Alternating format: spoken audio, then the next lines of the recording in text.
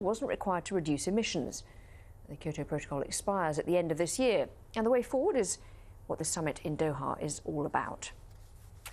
Joining us now from Washington, D.C. for more on these talks is Rick Piltz. He's a founder and director of Climate Science Watch. Thanks very much indeed for being with us. Just on the issue of the United States and not kind of committed to the Kyoto Protocol, are any discussions of climate change without that participation valid? Well, I don't know about the Kyoto Protocol. The United States is not going to become a party to that, but I think the next step is going beyond that to the agreement that the countries have agreed from Durban last year to reach by 2015. That will be a global agreement that needs to include the United States as well as the other countries with some kind of legal agreement on limiting emissions. So I don't expect that. Go ahead. No, I was going to say, do you I don't expect that this conference in Doha will lead to that, but hopefully it will make progress toward that. But do you think that the kind of the atmosphere has changed in the United States at all on climate change? Because it seemed that before there was a lot of kind of resistance to the whole idea of it. Has that shifted at all, do you think? And will that make any difference in terms of what the US can do? Yes, I think it has shifted. It's not clear how much difference it will make. The severe weather events, the effects of Hurricane Sandy on the East Coast, having most of the country affected by a historic severe drought, severe wildfires in the West, does get people's attention, and they do connect it with global warming. The public opinion survey data indicate that most people understand that there is global warming and that they would support some government action to deal with it.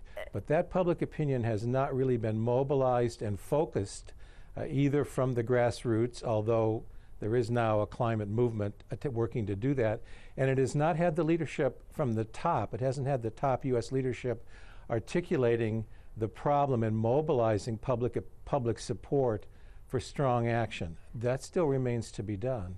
And in the past, I mean, the US has refused to sign up to any treaty unless China, which is the world's biggest emitter, also cuts its emissions. Do you think that it's fair for the United States to tie it to what China does, and do you think that's still the position? Well, it's a global problem, and it will require global participation. But one problem, I think, with the U.S. position, and constrained by domestic politics to be sure, is the U.S. wants to point to current and projected future emissions, fast rising in developing countries, most prominently China, and make an agreement based on that. But there is the question of the historic emissions that have caused this problem in the first place. And so the U.S. and other industrialized countries have grown wealthy in fossil fuel comfort, if you will, but don't want to take responsibility for those historic contributions to the problem in allocating future commitments. Now, if you have a goal of keeping global warming below 2 degrees C, as the countries in the climate negotiations over the last couple of years have agreed to, how much carbon emissions globally does that leave to be negotiated?